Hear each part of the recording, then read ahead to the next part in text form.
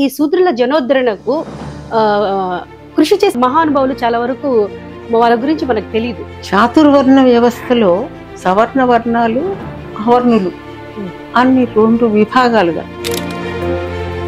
మతం అంటే పూజలు పునస్కారాలు ప్రచారం చేయాలి అని ఆయన దేశం అంతా తిరిగి బ్రహ్మసూత్రాలు రాసి ఎదురుకుండా ఒక కుక్కలను కాచుకునేటువంటి చండాలుడు ఎదురయ్యాడు.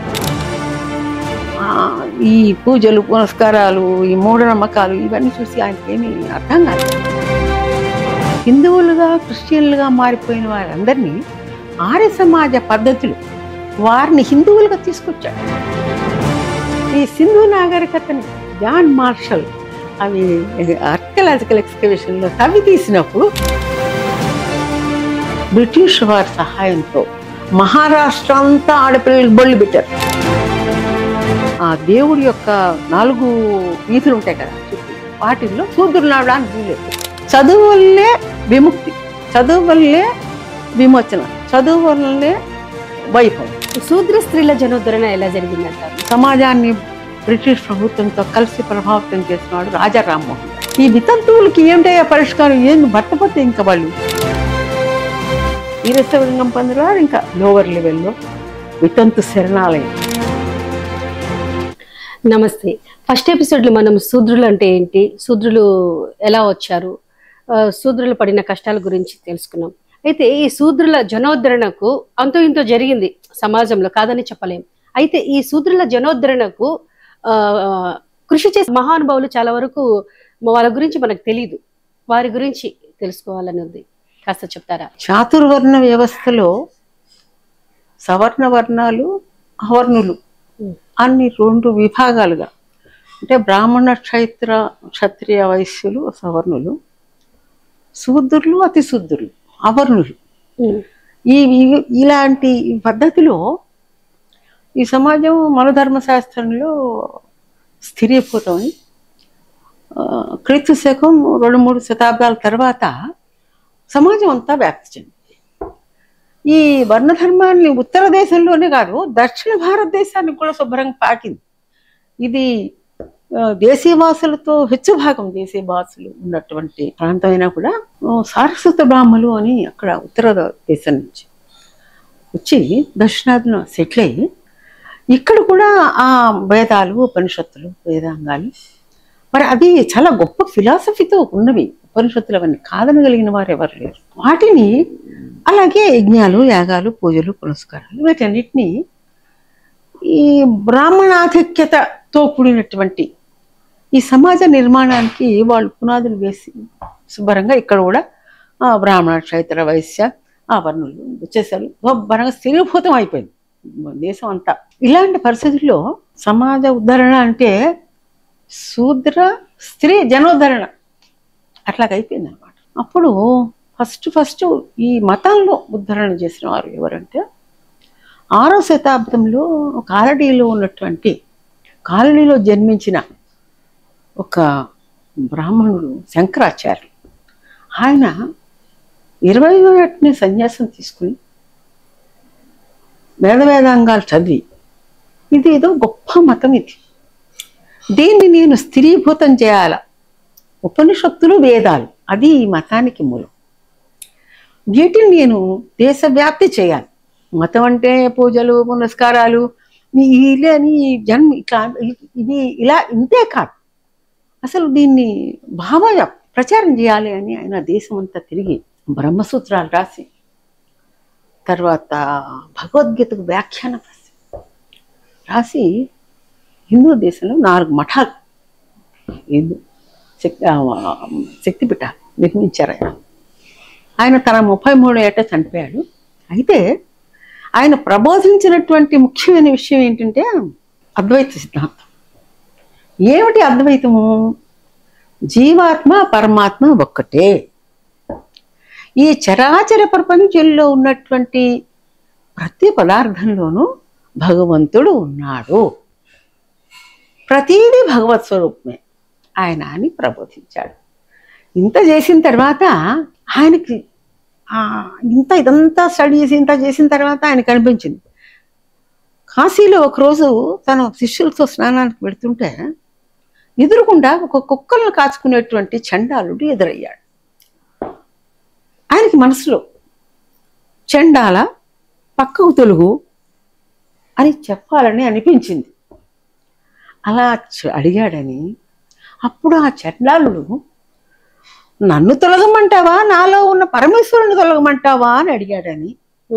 అట్లా అడుగుతాడు కదమ్మా, చండాల పక్క తప్పుకో అంటే ఇట్లా తప్పుకోమనడం సమంజసమేనా అని ఆయన దాని మీద ఆలోచన చేసి, ఆ కథ ఏమిటంటే శివుడే ప్రత్యక్షమై నన్ను తప్పుకోమంటావా, చండాలను తప్పుకోమంటావా, చండాలు నన్ను తప్పుకోమంటా, నాలో ఉన్న పరమాత్మను తప్పుకోమంటావా అని అడిగాడు అన్నట్టు అనిపించి ఆయన మనీషా పంచకం అని చివరిలో రాశాడు. ఆయన 5 శ్లోకాలు.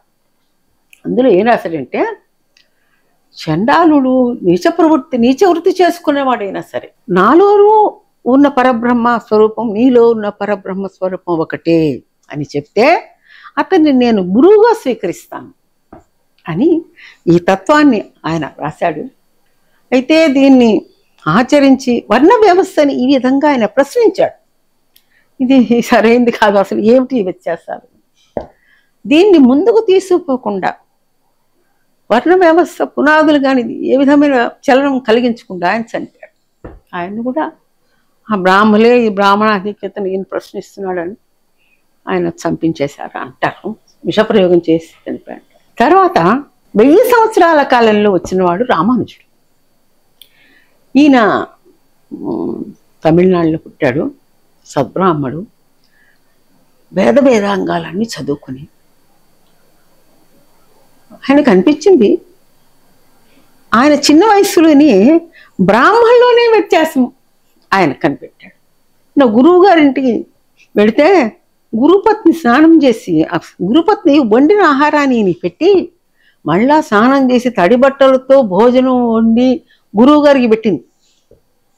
అది చూసి అసలు ఏమిటి, నేను చదువుకున్నాను శిష్యుని కానీ ఆయన గురువు, నేను ఆయన కలిసి కూర్చొని భోంచేయలేమా, అసలు ఏంటి వ్యత్యాసం, మాలోనే ఇంత వ్యత్యాసం ఉంటే మామూలు వాళ్ళని అసలు వీధుల్లోకి రానియరు, ఇది అసలు ఏమిటి వ్యత్యాసం, అసలు ఈ సామాన్య మానవులకి ఎవరు మోక్షం వస్తుంటారు, ఎవరు సుఖాన్ని, ఎవరు ఒక భగవత్ తత్వాన్ని వాళ్ళకి బోధిస్తారు అని ఆలోచన చేసి నారాయణ తత్వం ఆయన ఏం చేశాడంటే, కంచిలో పరమాచార్యుడు అనే ఆయన ఉన్నాడు. ఆయన మీద కూడా చాలా హత్యాయత్నాలు జరిగాయి.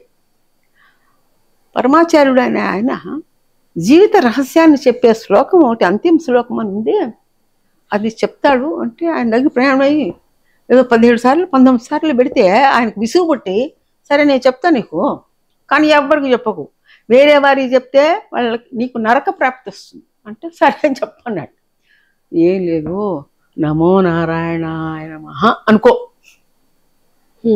నమో నారాయణ పంచాక్షరి ఓం నారాయణ అనుకో, అంతే నీకు సుఖం కలుగుతుంది, మోక్షప్రాప్తి కలుగుతుంది అన్నాడు. ఆహా, నారాయణ నారాయణ అనుకుంటే సుఖం లభిస్తుంది అన్నమాట, ఈ కష్టాలన్నిటికీ ముక్తి దొరుకుతుంది అన్నమాట. నాకొక్కడికే ఎందుకు స్వర్గప్రాప్తి, మొత్తం నాకు నరకం వచ్చినా పర్వాలేదు, సామాన్య జనాలందరూ మోక్షప్రాప్తి పొందాలి అన్న ఉద్దేశంతో ఆ శ్రీరంగంలో ఎత్తైన దేవాలయానికి ఎక్కి, మీరు వినరా, మీ అన్ని కష్టాలు తొలగిపోతాయి, నమో నారాయణ ఈ జపం చేయండి అన్నట్టు, అని ఇది మంత్రం మీరు పాటించవలసింది అన్నట్ట. అనేసరికి ఇంకా సామాన్య జనం అంతా ఇంత గొప్ప పండితుడు ఈ మాట చెప్తున్నాడు అంటే ఆయన ఎంత త్యాగం చేశాడు, నాకు నరకం వచ్చినా పర్వాలేదు. అక్కడి నుంచి ఆయన నారాయణ మతాన్ని ప్రబోధించారు.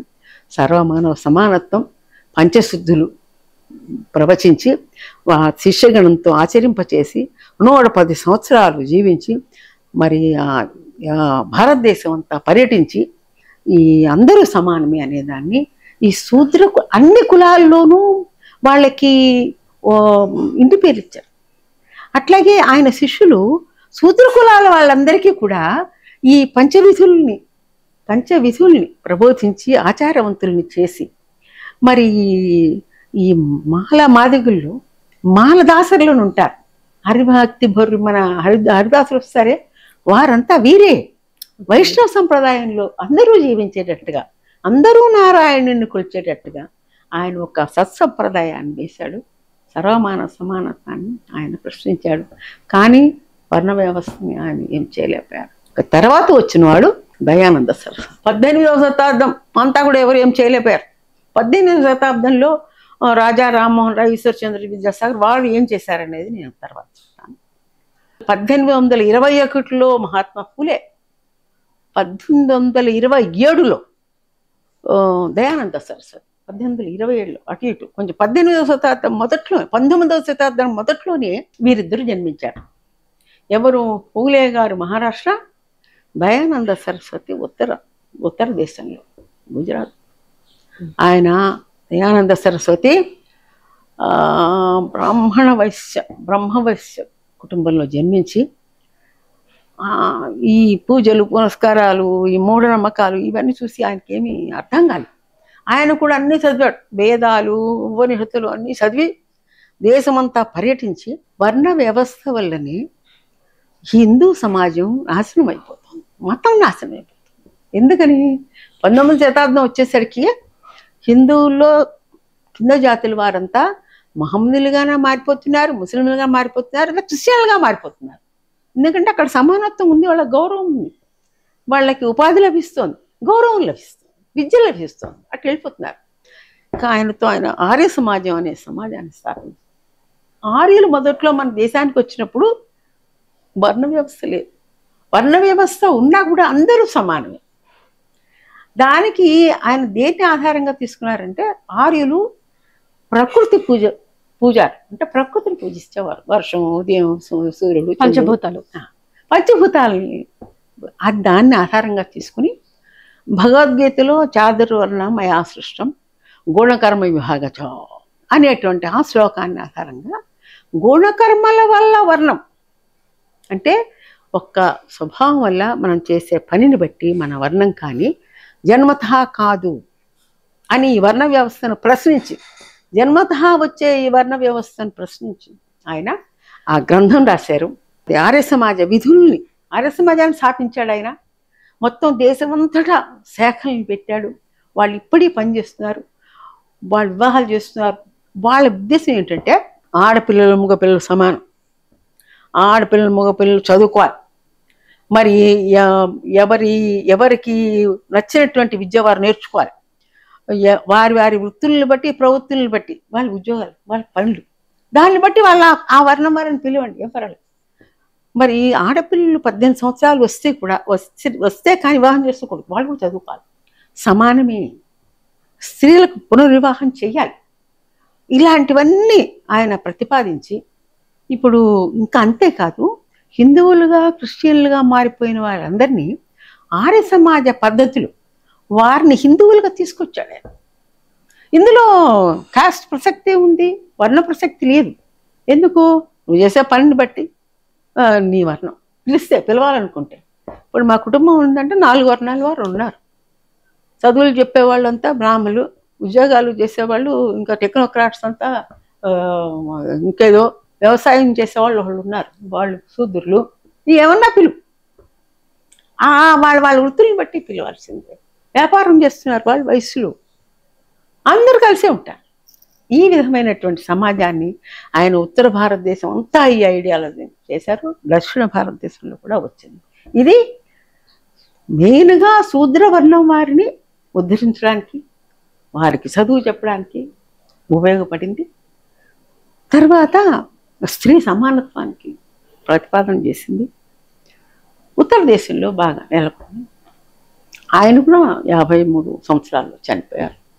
అయితే దక్షిణాదిలో ఫూలే, మహాత్మా ఫూలే 19వ శతాబ్దం మొదట్లో పుట్టాడు ఆయన. ఆయన మహారాష్ట్రలో శూద్ర కులస్తుడు. శూద్ర కులంలోనే పూలు అమ్ముకునేటువంటి కులానికి చెందినవాడు. అప్పటికి ఆంగ్లేయులు వచ్చేసి ఆంగ్ల పాఠశాలల్లో అందరికీ చదువు చెప్పడం మొదలుపెట్టారు. నేను చదువుకున్నాడు. చదువుకుని తన చిన్నతనంలో ఒక బ్రాహ్మణ స్నేహితుడు వివాహానికి వెళ్ళాడు. అక్కడ వివక్షకు గురి అయ్యాడు. అది ఆయనకి కడుపులో మంటలేదు.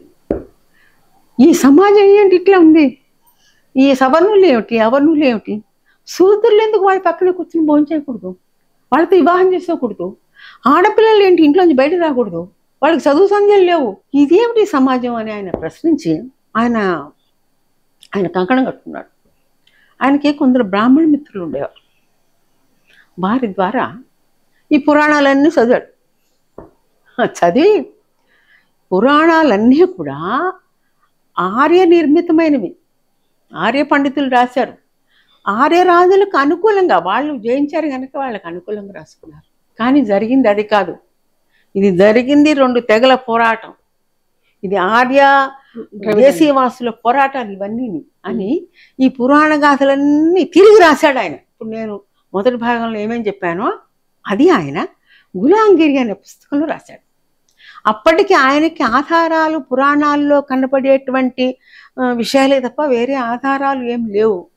కానీ ఆయన ఏదైతే అందులో చెప్పాడో గులాంగిరిలో అది 1927లో అంటే 100 సంవత్సరాల తర్వాత ఈ సింధు నాగరికతని జాన్ మార్షల్ అవి ఆర్కియలాజికల్ ఎక్స్కవేషన్లో తవ్వి తీసినప్పుడు అక్కడ మరొక నాగరికత ఉండేది. అది చాలా పురాతనమైనది.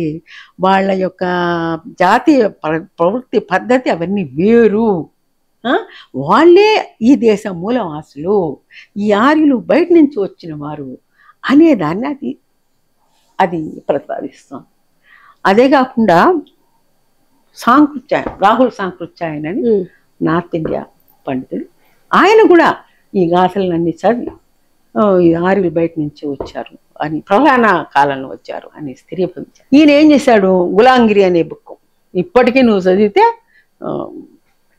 వాళ్ళు పులకరిస్తుంది, ఆవేశం వస్తుంది.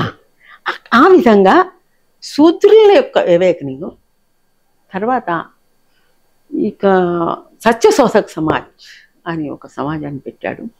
పెట్టి మా వివాహాలు మేమే చేసుకుంటాం, మా బ్రాహ్మణులు చేయక్కర్లేదు. ఆయన బ్రిటిష్ వారి ప్రాపకం తీసుకున్నాడు. వారి దగ్గర కాంట్రాక్ట్ పనులు చేసి బాగా సంపాదించి స్త్రీ జనోద్ధరణ చేశాడు ఆయన.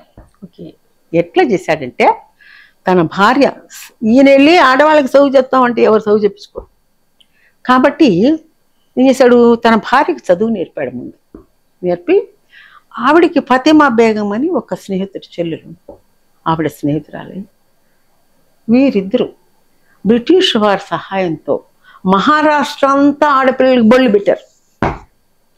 అప్పటి వరకు బ్రాహ్మణ బాలికలకు కానీ క్షత్రియ బాలికలకు కానీ ఏ బాలికలు బయటకు వచ్చి చదువుకున్నది లేదు. పూలే గారు సావిత్రిబాయి గారికి అక్షరాలవి నేర్పి చదువు చెప్పి పాఠశాలలు పెట్టొచ్చి బాలికలకు అందరికీ విద్యాభ్యాసం చేశాడు. అందువల్లనే తర్వాత కాలంలో ఇప్పటికీ కూడా ఏమిటా బ్రాహ్మణులతో సమానంగా శూద్రుల అవి మహిళలు చదువుకుంటున్నారు, ఎలా చదువుకోగలిగారు ఇట్లా అని నేను ఆలోచిస్తే నాకు ఇది రావుగా దొరికింది. అప్పటి నుంచి స్త్రీ విద్య మొత్తం, అప్పుడు ఆయన ఆ కార్యక్రమాన్ని, ఆ స్కూల్ పెట్టాన్ని అదంతా సవర్ణులు చాలా వ్యతిరేకించారు. కానీ ఆయన మరిద్దరు లెక్క చేయలేదు, జీవితం అంతా దానికోసం పోరాడారు. మరి జీవితం అంతా శూద్ర జనోద్ధరణ కోసం మరి ఆయన పోరాడి అసలు భారతదేశంలో ఒక ఇంప్రెషన్ వేసిపారు. దయానంద సరస్వతి అటు, పూలే గారు ఇటు. ఇది 19వ శతాబ్దం మొదట్లో. ఈయన తర్వాత ఆ గులాంగిరి బుక్ ఒకటి, ఆర్ఎస్ శర్మ గారిది ఒకటి, మరి రాహుల్ సాహిత్యం, ఇవన్నీ కూడా 20వ శతాబ్దంలో వచ్చిన అంబేద్కర్ చదువుకుని ఆయన మొత్తం సమాజాన్ని ఎంత ప్రభావితం చేశాడు, దళిత జనోద్ధరణ ఆయన ఎలా చేశాడని తర్వాత చెప్పుకుందాము. ఇది తర్వాత వచ్చిన వారు ఎవరంటే ఈయన మహారాష్ట్రలో, ఈయన తర్వాత నారాయణ గురు కేరళలో, ఆయన 7వ సమాజంలో పుట్టి ఇలాగే వాళ్ళు కూడా చాలా వివక్ష. ఒక స్కూల్కి వెడితే శూద్రులేమో కింద కూర్చోవాలి, సవర్ణులు పైన కూర్చోవాలి. ఇక అవర్ణులకు మన పంచములకు అసలు ప్రవేశమే లేదు.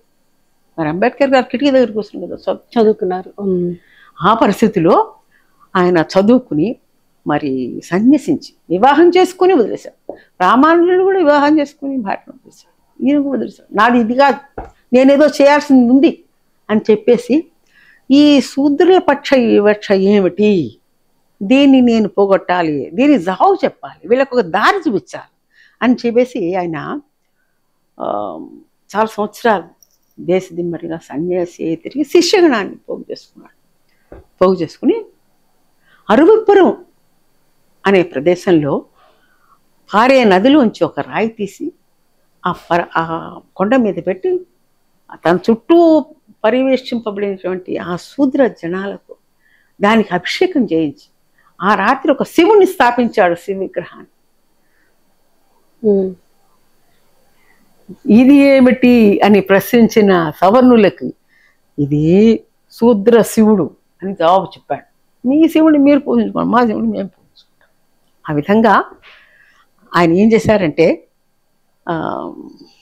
అవర్ణులలో శూద్ర కులాల వారిలో విద్య ద్వారానే విముక్తి అని చెప్పేసేసి ఇలా దేవాలయాలు, శివాలయాలు, విగ్రహాలు స్థాపించుకుంటూ గుళ్ళు కట్టుకుంటూ వాటి చుట్టూ ఆశ్రమాలు నిర్మించుకుంటూ ఆశ్రమాలలో పాఠశాలలు పెట్టి ఈ శూద్రులకి అతి శూద్రులకు కూడా విద్య నేర్పించాడు.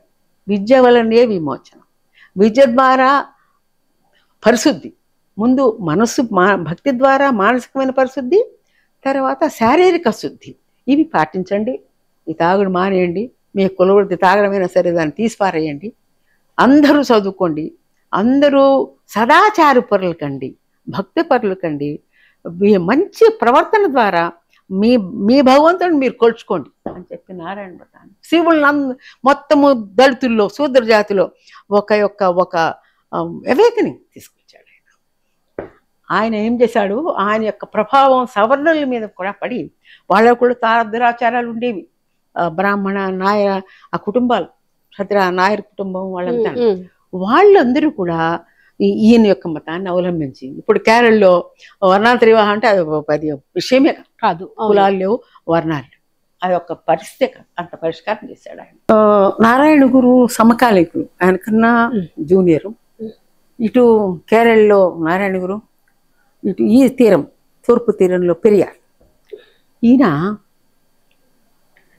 ఈడూరు పట్టణంలో శూద్రకులంలో పుట్టి చదువుకుని ఈ వివక్ష పట్ల చాలా మనస్తాపం చెంది మరి వ్యాపారం చేసి అదే మున్సిపల్ హెడ్ అయ్యి కాంగ్రెస్ పార్టీలో చేరి కాంగ్రెస్ పార్టీలో కూడా అగ్రవర్ణ ఆధిపత్యమే అది గమనించి ఆయన చాలా బాధపడి బయటకు వచ్చి తనదంటూ ఒక పార్టీ పెట్టాడు. ఆయన ద్రవిడ కజగం అన్నాడు, యాంటీ బ్రాహ్మణ్ మూమెంట్ నడిపాడు. దేవుడు రాముడు కృష్ణుడు విగ్రహాలు లేవన్నాడు. స్వయం స్వాభిమాన మూమెంట్ పట్టుకొచ్చాడు. మనం ద్రవిడులము, మన మూలాధారాలు వేరే ఉన్నాయి. అప్పటికి ఈ ఈ గులాంగిరి ఇవన్నీ చాలా ప్రచారం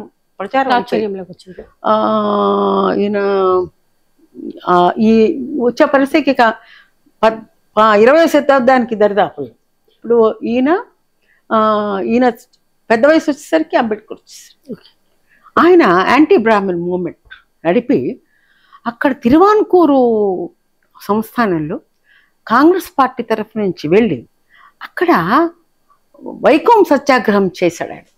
నారాయణ గురు గారి సపోర్ట్ కూడా దీనికి దొరికింది. గాంధీ గారు కూడా అక్కడ వచ్చి కూర్చుని అక్కడ ఏం జరిగిందంటే వైకోం సత్యాగ్రహంలో ఆ దేవాలయం తిరువాన్కూరు దేవాలయంలో ఆ దేవుడి యొక్క 4 వీధులు ఉంటాయి కదా చుట్టూ, వాటిల్లో శూద్రులు నడవడానికి వీల్లేదు. వాళ్ళు ఆ చుట్టుపక్కల వీధులన్నీ జరిగి అప్పుడు వెళ్ళారు. దానికి అగెన్స్ట్గా సత్యాగ్రహం చేసి ఆ మహారాణిని ఒప్పించి ప్రజలు సవర్ణులందరూ వ్యతిరేకమైనా సరే మరి జడ్జిమెంటు వాళ్ళకు ఒక రాజ్యాంగం కోర్టు జడ్జిమెంట్ ఉంది, అదంతా వ్యతిరేకంగా వచ్చినా సరే నారాయణ గురు దానికోసం నిలబడ్డారు, శిష్యులను పంపారు. గాంధీ గారు మరి పెరియార్ వీళ్ళందరూ కలిసి ఆ వైకోం మూమెంట్లో శూద్రులు ఆ చుట్టుపక్కల ఆ వీధుల్లోంచి మాడ వీధులు అంటారు కదా, దేవాలయ చుట్టూ వీధుల్లోంచి నడవచ్చు అనేటువంటి శాసనాన్ని పట్టుకొచ్చారు. ఇంత ఘోరమైన పరిస్థితి అప్పుడు ఉండేది. పెరియార్ యాంటీ బ్రాహ్మణ ఉద్యమాన్ని నడిపి రాజకీయ పార్టీగా నిలబెట్టి రాజకీయ అధికారమే అధికారం అని శూద్రులకు అధికారము అని ఇప్పుడు ఉన్నది ఆయన శిష్యుడు అనాదరే. ఇప్పుడు ఆయన కొడుకు స్టాలిన్ తమిళనాడులో రాజ్యం వెళ్తున్నారు, ద్రవిడ మున్నేట్ర కజం. ఓకే, ఇట్లా వాళ్ళు ఎట్లా శూద్రుల అధికారంలోకి వచ్చారు అనే దానికి ఇది తార్కాణం. తర్వాత ఏమైంది, ఆంధ్రలో త్రిపురనేని రామస్వామి ఆయన సూత పురాణం అని రాసి పురాణాలలో శూద్రుల పట్ల ఎట్లా వివక్ష చూపించారు అనేది వ్యంగ్యంగా పద్య రూపంలో చాలా హృదయంగా పండితులు కూడా మెచ్చే విధంగా ఆయన రాశారు. అది శూద్రుల్లో పెద్ద వివేకనికి దారితీస్తుంది. ఆయన కమ్మవారు కావడం వల్ల కమ్మ బ్రాహ్మణులు తయారు చేసి ఈ వివాహ మంత్రాల్లో ఉన్నటువంటి ఈ ఛాందసత్వాన్ని తీసిపారేసి శూద్రుల యొక్క వివాహం చేసుకోవడం. ఎట్లా అయితే పులే గారిని మహాత్మా పులే అన్నారు, ఆయన ఎట్లా అయితే వారి వివాహాలు వాళ్ళు చేసుకున్నారు, వీరు వివాహాలు చేయించడం మొదలుపెట్టారు. ఈ విధంగా తర్వాత గోరా గారు ఆయన యొక్క వెరీ ప్రాస్పరస్ లైఫ్ ప్రొఫెసర్గా వదిలేసి నాస్తికత్వాన్ని ఆయుధంగా తీసుకుని దేవుడు లేదు, కులం లేదు అనే సిద్ధాంతాన్ని ఆంధ్ర అంతటా ప్రచారం చేశారు. నాస్తికుల్ని తయారు చేశారు. తన పెద్ద కుమారుడు లవణానికి గుర్రం జాషువా గారి కుమార్తె హేమరథ గారిని ఇచ్చి వివాహం చేశాడు. తర్వాత తన పెద్ద కుమార్తె మనోరమకు ఒక హరిజన యువకుడితో, సామాన్య యువకుడితో వివాహం చేయించారు ఆయన. మరి అది మామూలు సంస్కరణ కాదు. ఆ కుటుంబం అంతా ఇప్పటికీ నాస్తిక మార్గంలో ప్రచారంలోనే ఉన్నారు. గాంధీ గారు ఇక మొదట వర్ణాశ్రమ ధర్మాలు ఉండాలి అని ఆయన ఆరంభించినా కూడా చివరికి ఆయనకి ఈ అస్పృశ్యత నేను నివారించలేను, ఈ వర్ణ వివక్షను నేను సరిచేయలేను అని చెప్పేసి అంబేద్కర్తో ఏకీభవించి కులాంతరి వివాహాలే, నేను హరిజనేతర వివాహానికి నేను వస్తాను అని ఆ మనోరమ గారు అర్జునరావు గారి వివాహానికి ఆయన చేయించాల్సింది. ఆ టైంకి ఆయన చనిపోయారు, ఆయన హత్య చేశారు. అప్పుడు నెహ్రూ గారు వచ్చి ఆ వివాహం చేయించారు. తర్వాత అది జరిగింది. ఇంకా అందరినీ ఉద్ధరించిన వాడు శూద్ర జనోద్ధరణ. మరి ఇంతవరకు శూద్ర జనోద్ధరణే చూసాం. హరిజన ఉద్ధరణ లేక దళిత జనోద్ధరణ ఎవరు చేశారు అనేదే అంబేద్కర్ గారు. వీళ్ళందరికీ తలమానికి అయిన వాడు అంబేద్కర్. 1900లో పుట్టాడు ఆయన, అంటే 20వ శతాబ్దం మొదట్లాడు. వీళ్ళంతా పెద్దవారు అయ్యేసరికి ఆయన యువకుడుగా ఉన్నాడు. ఆయన ఫూలే గారితో మరి ఆర్ఎస్ శర్మ గారు వీరందరూ ఇవన్నీ చదివి చాలా ప్రభావితుడయ్యాడు. అంబేద్కర్ పేరు గోవింద అంబేద్కర్ ఏదో ఆయన గురువు గారు ఇంటి పేరు అంబేద్కర్ అవడం వల్ల ఆయన ఈయన చెప్పాడు, ఒక బ్రాహ్మణ టీచర్, నువ్వు చాలా చురుగ్గా ఉన్నావు, బాగా చదువుకో, చదువు వల్లే విముక్తి, చదువు వల్లే విమోచన, చదువు వల్లే వైభవం, అభివృద్ధి అని చెప్పాడు ఆయన. దాంతో అది ఆ మంత్రంగా తీసుకొని ఆయన చాలా చదివాడు, చాలా డిగ్రీలు సంపాదించాడు, మహోన్నతుడయ్యాడు. అగ్రవర్ణ ఆధిపత్యంలో ఉన్నటువంటి ఈ స్వతంత్రోద్యమంలో, ఆ కాంగ్రెస్ ఉద్యమంలో వాళ్ళకి ధీటుగా నిలబడ్డాడు. ఎంత ధీటుగా నిలబడ్డాడంటే ఈ దళిత సమాజానికి ఆయన ధ్రువతాలుగా నిలబడ్డాడు. వాళ్ళ వైపు నిలబడి ఈ మతంలో వీళ్ళకి విముక్తి లేదు అని భావించి బౌద్ధంలోకి ఆయన 5 లక్షల మందితో కలిసి ఆయన బౌద్ధాన్ని స్వీకరించాడు.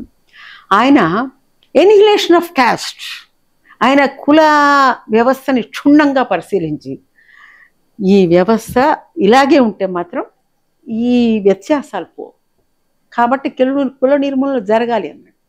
జరిగితేనే మనకి రాజకీయ స్వాతంత్రం కాదు, సాంఘిక స్వాతంత్రం, సామాన్య మానవుడికి స్వాతంత్రం వస్తుంది అని ఆయన భావించి ఎనిహిలేషన్ ఆఫ్ కాస్ట్ అనే బుక్ రాశారు.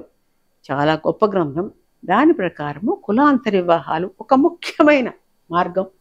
ఎప్పుడైతే 2 కులాల మధ్య ఉన్నటువంటి రక్తం సమ్మిళితమైన పిల్లలు పుడతారో వాళ్ళలో ఈ కుల భావన అది ఉండదు, అప్పుడే కులం పోతుంది అనేది.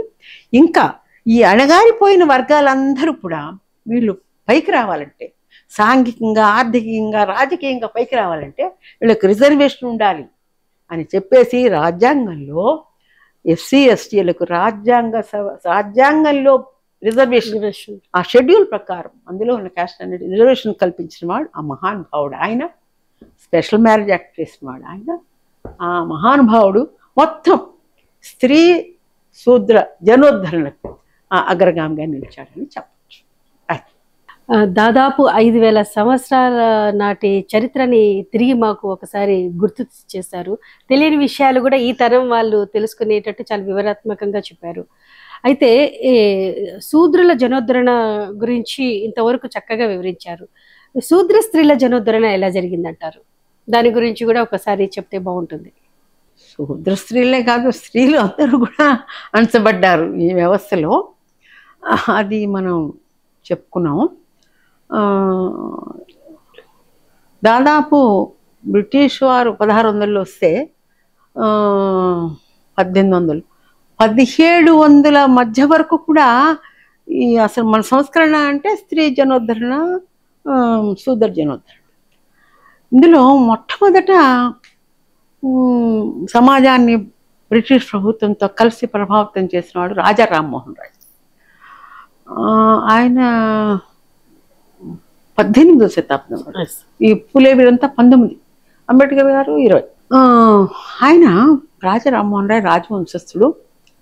ఆయన ఏం చేశాడంటే బ్రహ్మ సమాజం అని అప్పటికే ఒక సమాజాన్ని, ఆయన కూడా ఇవన్నీ చదువుకుని ఈ వర్ణ వ్యవస్థ, ఈ శూద్రులు, వ్యవహారం ఇదంతా ఇది సరిగా లేదు, బ్రహ్మం ఒక్కడే, సత్యము, ధర్మం, బ్రహ్మం ఇది ఒక్కటే, ఇది శాశ్వతంగా ఉండాలని ఆ బ్రహ్మ సమాజాన్ని పెట్టి దాని ద్వారా ఆయన అప్పట్లో బ్రిటిష్ వారు ఏం చేసేవారంటే సమాజంలో అగ్ర స్థాయిలో ఉన్నవారిని వారు సహాయం తీసుకునేవారు. ఇంత పెద్ద దేశాన్ని ఏలాలంటే వాళ్ళు కొద్దిమంది కదా, వాళ్ళ యొక్క సహాయ సహకారాలు తీసుకుని ఆయన ఎంతో కష్టం కలిగించింది. ఆయనతో పాటు పనిచేసిన వాళ్ళు ఈశ్వర్చంద్ర విద్యాసాగర్, అంతా ముందే అనుకుంటా, ఆయన కలకత్తాలోని సంస్కృత పండితుడు. ఆయన మన సమాజంలో ఉన్నట్టు ఈ వితంతువుల యొక్క పరిస్థితి, స్త్రీ శిశు మరణాలు, పిల్లల్ని చంపడం, స్త్రీ అవిద్య, స్త్రీ అవిజ్ఞానం, స్త్రీ నిస్వాతంత్రం, ఇవి చూసి ఆయన చాలా చలించిపోయి ఆడపిల్లలు చదువుకోవాలి, స్త్రీ శిశువులను చంపకూడదు, ఇద్దరిని సమానంగా పెంచాలి, తర్వాత స్త్రీ పునర్వివాహం చేయాలి. ఈ వితంతువులకి ఏమిటయ్యా పరిష్కారం? ఏం భర్త పోతే ఇంకా వాళ్ళు పనికిమాలిన వస్తువులు అయిపోయారా? వాళ్ళ దురదృష్టం వద్ద భర్త పోయాడు కాబట్టి వాళ్ళు జీవితం అంతా ఆ వంటింటికి ఆ మూలని అసలు చెప్పలేనంత ఘోరమైనటువంటి దురవస్థలు గడపాల్సి వచ్చేది. ఇది సరికాదు అని చెప్పేసి పునర్వివాహం, ఈ చట్టాల కోసం బ్రిటిష్ వారితో ఆయన కృషి చేశారు. విద్య, వివాహం రెండు. అదే సమయంలో రాజా రామ్మోహన్ రావు రాయగారు ఏం చేశారంటే సతీ సహగమనం ఆయన చాలా కలిసి వేసింది. ఆయన రాయల్ ఫ్యామిలీకి చెందినవాడు. అప్పట్లో ఈ బ్రాహ్మణ స్త్రీలేమో సతీ సహగమనం చేసేవారు కాదు భర్త పుట్టారు, కానీ వాళ్ళ పరిస్థితి బతుకున్న దానికంటే ఘోరంగా ఉండేది. గుళ్ళు గొరిగించి, ముతకబట్టగట్టి, మూల కూర్చోబెట్టి, మరొక జీవితం లేకుండా ఆ పరిస్థితిలో ఉండేది. ఎందుకు నేనేరికి మా అమ్మ మేనత్తలు కూడా ఆ పరిస్థితిలో జీవించారు. అయితే ఆయన ఏం చేశాడంటే క్షత్రియ స్త్రీలలో, క్షత్రియ రాజపుట్ స్త్రీలు ఈ ముస్లిం దండయాత్రలో వాళ్ళ మీదకి వాళ్ళ భర్తలు సైన్యము ఓడిపోయి చనిపోతే యుద్ధరంగంలో వాళ్ళు వచ్చి వీళ్ళని బలవంతంగా వీళ్ళ మానవ ప్రాణాలకి భంగం కలుగు, అది అవమానకరమైనటువంటి పరిస్థితి. అందుకని ఆ స్త్రీలు, రాజపుట్ స్త్రీలు ఏం చేసేవారు, ఆ రాత ప్రచారంలో పెద్ద అగ్నిగుండాలు, మనకి బాగా తెలిసిన స్టోరీ రాణి పద్మిని, ఆ అగ్నిగుండాలు ఏర్పాటు చేసుకుని మొత్తం దాసదాసీలు స్త్రీలు అందరూ చనిపోయేవారు అందులో. అది చాలా గ్లోరిఫై చేశారు సతీ, చాలా గొప్ప విషయం అది. ఆ గ్లోరిఫికేషన్ ఎంతో, ఆ యుద్ధాలు పోయినాయి, రాజులు పోయారు, అన్నీ పోయినాయి, బ్రిటిష్ వారు వచ్చేసారు, వీళ్ళ రాజ్యాలు వేరు, వీళ్ళ పద్ధతి వేరు. కానీ భర్త పోతే మాత్రం భార్యను తీసుకెళ్లి శిశులో కాల్చేస్తున్నారు. ఇది రాజవంశ క్షత్రియుల్లో జరుగుతుంది. ఇది ఆయనకి చాలా గౌరవం. పిల్లలు ఉంటారు, ఆస్తిపాస్తులు ఉంటాయి, పైకి రావాల్సిన వాళ్ళు ఉంటారు, ఆమెను చూసుకోగలిగిన వాళ్ళు ఉంటారు, అయినా కూడా తీసుకెళ్ళి బలవంతంగా కాల్చేస్తున్నారు. దానికి బ్రిటిష్ వారు కూడా చూసి ఇది చాలా ఘోరమైన పద్ధతి, ఇదేం పద్ధతి అంటే ఆయన వాళ్ళతో మాట్లాడి సతీ సహగమన నిషేధం, ఈ సతీ లేదు, దీన్ని మోక్షం లేదు, ఇది గొప్ప పని కాదు, ఇది తప్పు అని చెప్పేసి సతీ సహగమన నిషేధం ఆయన తీసుకొచ్చారు. ఆయన చేసిన గొప్ప పని స్త్రీ జనోద్ధరణకి ఫస్ట్ వాళ్ళు చచ్చిపోకుండా కాపాడారు. తర్వాత మనం ఇక ఆర్య సమాజం వారు బ్రహ్మ సమాజం కూడా కులాన్ని వర్ణాన్ని గుర్తించలేదు. ఆర్య సమాజం పునర్వివాహం అని అన్నది, మరి స్త్రీ సమాన హక్కులు, స్త్రీ విద్య, ఇవన్నీ చెప్పారు వాళ్ళు. ఇక దక్షిణాదికి వస్తే మనం పూలే గారు స్త్రీ విద్య, మనం ఇందాక చెప్పుకున్నాం సావిత్రిబాయి పూలే, ఆవిడ first women teacher of India. Savitribai Phule, Fatima Begum వాళ్ళు, భర్త పూలే గారు, మరి బ్రిటిష్ వారి సహకారంతో చాలా మహారాష్ట్ర అంతా ఆడపిల్లల బడులు చెప్పారు. మరి సవర్ణులు అవర్ణులు అనే తేడా లేకుండా అందరూ ఆడపిల్లలు వెళ్ళి చదువుకున్నారు. విద్య ఎప్పుడైతే వచ్చిందో వివేచన, వివేకం, మరి అభివృద్ధి అన్నీ అప్పుడే స్వాతంత్రం, భావాలు ఇవన్నీ వస్తాయి. మరి ఆయన తదుపరి ఆయనతో పాటు వీళ్ళంతా పెరియార్, నాస్తికులు, వీళ్ళందరూ కూడా స్త్రీ సమానత్వానికి. తర్వాత ఆంధ్రలోకి వస్తే మనకి ముఖ్యంగా 150 సంవత్సరాల క్రితం గురజాడ అప్పారావు గారు, మరి ఆయన అప్పట్లో ఆయన పెద్ద లాయరు, ఆయన కన్యాశుల్కం అనే నాటకం రాసి దాని ద్వారా స్త్రీలు, ముఖ్యంగా బ్రాహ్మణ వితంతు స్త్రీలు ఎంత ఘోరమైన పరిస్థితిలో ఉండేవారు, ఎంత పరాధీనత, వారు నిస్వాతంత్రం, అవిద్య, ఇవన్నీ నాచ్ వృత్తి, వేశ్యలుగా ఉండేవారు. వేశ్యల్లో ఔదార్యంగా ఉన్నవారు, డబ్బు సంపాదించుకునేవారు, బాగా బతికిన వారు వేరు, కానీ వాళ్ళకి విలువ ఎక్కడ ఉంది? వాళ్ళు ఘనంగా బతికుండొచ్చు, కానీ విలువ లేదు కదా. ఈ గొప్ప గొప్ప వారంతా, ఈ సంస్కర్తలంతా ఆ వేశ్యలతో మాట్లాడేవారు కాదు, తప్పు నేను మాట్లాడను అనేటువంటి ఆ పరిస్థితి.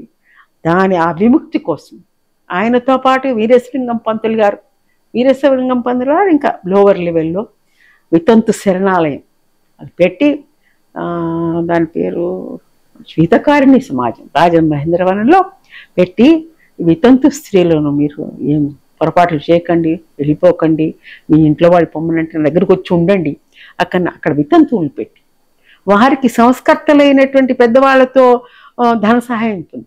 మళ్ళా వాళ్ళకి వరుణులను వెతికి మళ్ళా సొక్కులు వివాహాలే చేసేవారు. ఎందుకంటే కులం అంటే మరీ ఘోరం. అవును, ఆ బ్రాహ్మణి తంతులు అంటే బ్రాహ్మణుల్లోంచి పట్టుకొచ్చేవారు, ఇంకొంచెం వేరే అంటే ఆ వేరే వారి నుంచి పట్టుకొచ్చి వారికి కట్న కానుకలు ఇచ్చి వాళ్ళకి ఏదో ఉద్యోగాలు ఇప్పించి. ఇప్పుడు గురజాడ అప్పారావు గారు లాంటి వారు వేరే వారు మంచి స్థితిలో ఉండి, జమీందారి పొజిషన్లో ఉండి ఉద్యోగాలు ఇవ్వడం, ఆ కట్నం ఇవ్వడం, ధన సహాయం చేయడం, ఒక స్థితిమంతులు చేసి వివాహాలు చేశాడు. సో వితంతు పునర్వివాహం అప్పటికి చట్టం వచ్చి దాన్ని అమలు చేశాడు. వితంతువులకు జీవితం ఉండాలి, వాళ్ళు చదువుకోవాలి, స్త్రీలు వాళ్ళ సొంతానికి బతకాలి. అసలు యుద్ధాలలో పురుషులు చనిపోతే వితంతువులైతే వీళ్ళని అధోగతి పట్టించడం అనేది చాలా పొరపాటు పద్ధతి. ఎందుకు? స్త్రీలను ఆడపిల్లలను సమానంగా పెంచి వాళ్ళకు కూడా యుద్ధం నేర్పించి వాళ్ళను కూడా యుద్ధంలో పంపించాలి. పంపిస్తే పురుషులతో పాటు వాళ్ళు కూడా చనిపోతారు. యుద్ధం అనేది చనిపోవడం అనేది తప్పదు. వాళ్ళు చనిపోయినప్పుడు వీళ్ళు చనిపోతారు. అప్పుడు వితంతువులు అనేటువంటి ఒక సమస్య రాదు సమాజంలో. అవును, కాబట్టి స్త్రీ విద్య సమానత్వానికి పునాది.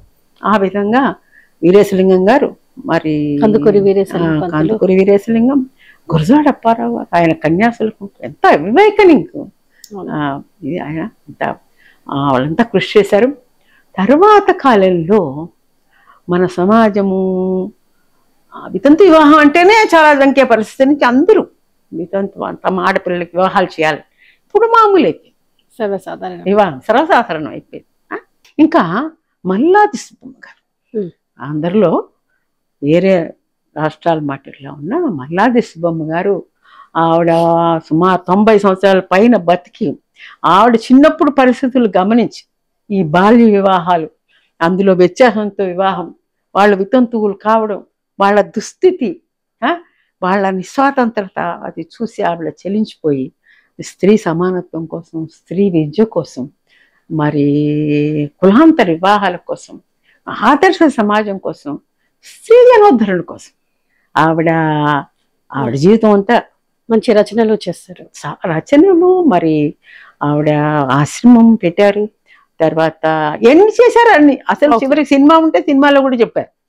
అన్ని మీటింగ్లకి వెళ్ళేది ఆవిడ. ఈ మధ్య కాలంలో అంటే మన 21వ శతాబ్దాన్ని మనం స్త్రీ జనోద్ధరణ అని మాట్లాడుకోవాలంటే మల్లా సుబ్బమ్మ గారి గురించి మాట్లాడుకోవాలి. ఆవిడ ఆస్తి జమీందారిని అయి ఉండి కూడా మరి ఎవరి మీద ఆధారపడకుండా తాని ఆస్తిపాస్తి అంతా కూడా సంస్కరణకే, ప్రజా ఉద్యమాలకే, స్త్రీ జనోద్ధరణకి చాలా పుస్తకాలు రాశారు. ఒక ఉద్యమం, పెద్ద ఉద్యమం నడిపారు. మీరందరూ కూడా ఈ స్త్రీ సమానత్వానికి పాటుపడిన, స్త్రీ జనోద్ధరణకి పాటుపడిన వాళ్ళు. ఇక స్వాతంత్ర సమయంలో ఒక దేశంలో, ఒక స్టేట్లో వచ్చినటువంటి ప్రభావం దేశం అంతటా పడుతుంది. మరి మన సరోజిని నాయుడు, మరి వీళ్ళంతా కూడా ఉత్తర దేశంలో వీళ్ళతో పాటు వాళ్ళు కూడా ఇప్పటికీ కూడా మనకి స్త్రీలలో ముందంజ వేసిన వాళ్ళు దర్శనాలు వికటిస్తారు మనకి. కానీ అట్లా అని తీసుకురావడం లేదు. మరి మనకి ఇందిరాగాంధీ లీడర్స్ ఉన్నారు, పెద్ద పెద్ద లీడర్స్. మనకు యుద్ధం చేసిన ఝాన్సీ లక్ష్మి గారు ఉన్నారు, తెలంగాణలో రుద్రమదేవి గారు ఉన్నారు. రుద్రమదేవి రాజ్యాలు వెళ్ళినవారు. కాబట్టి అవకాశాలు ఇస్తే అవకాశాలు ఇవ్వాలి. ఆర్మీలో కూడా చేర్చుకుంటున్నారు. అప్పుడు ఈ వితంతు సమస్య కూడా ఉండదు. అదొక సమస్యగా చేశారు. స్త్రీ సమానత్వాన్ని నిరాకరించి, స్త్రీ విద్యను నిరాకరించి వితంతులను ఒక సమస్యగా చేశారు. అది ఉండదు. ఇక పైన మన స్త్రీ ప్రోగ్రెస్కి, అభివృద్ధికి సువర్ణ బాటలు పడుతున్నాయని అనుకోవాల్సి వస్తుంది. చాలా సబ్జెక్ట్ చెప్పారు మీరు. దాదాపు 5,000 సంవత్సరాల నుండి ప్రస్తుతం 2025 వరకు శూద్రుల జనోద్ధరణ కానీ, అదేవిధంగా స్త్రీల జనోద్ధరణకు ఎవరెవరు కృషి చేశారు, ఎలా కృషి చేశారు, వారు పడిన కష్టాలేంటి, బాధలేంటి పూసగుచ్చినట్టు చెప్పారు. మీరు చెప్పిన ఇన్ఫర్మేషన్ ఈ తరాని వారికి చాలా మేల్కొల్పు అనేసి భావిస్తూ నమస్తే.